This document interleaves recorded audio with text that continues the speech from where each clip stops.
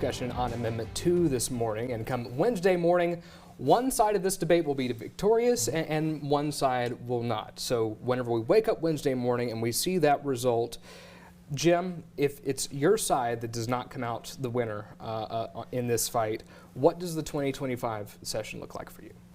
Well, I think there's a lot of work to be done in bringing more transparency and accountability to our public education system, both in terms of dollars spent and in terms of performance. By the way, I put a plug-in on our website, bips.org.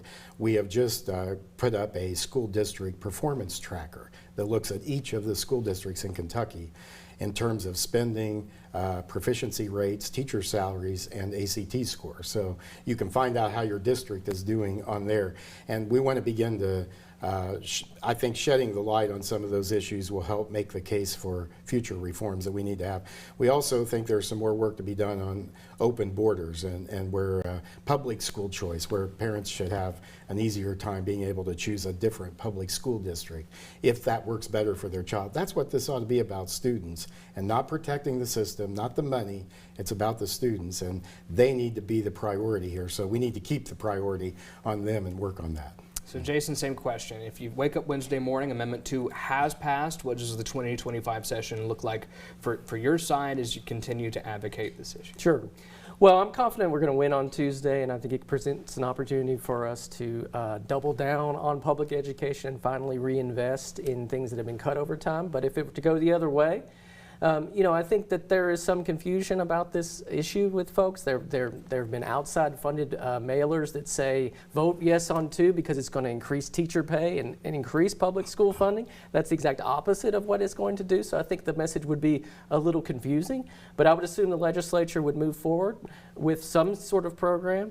I would say this, the opposition to even putting this on the ballot, much less putting a voucher program in place in 2021 that was struck down by the Supreme Court, was bipartisan.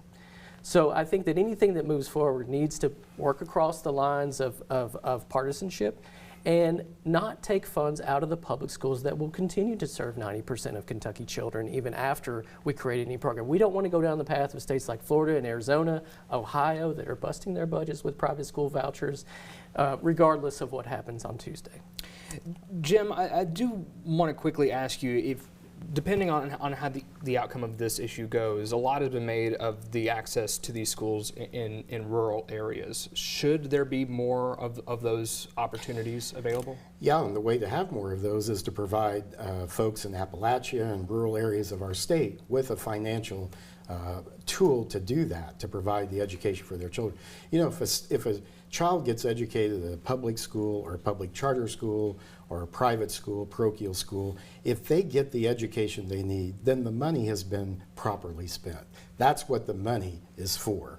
It's not to prop up a system. I was just looking in Arizona here, and the superintendent of public instruction in Arizona said we had a $4 million surplus in our education fund this year. He said all of those people who claim that ESAs and school choice would bust our budgets are wrong. Arizona has a surplus, not a deficit.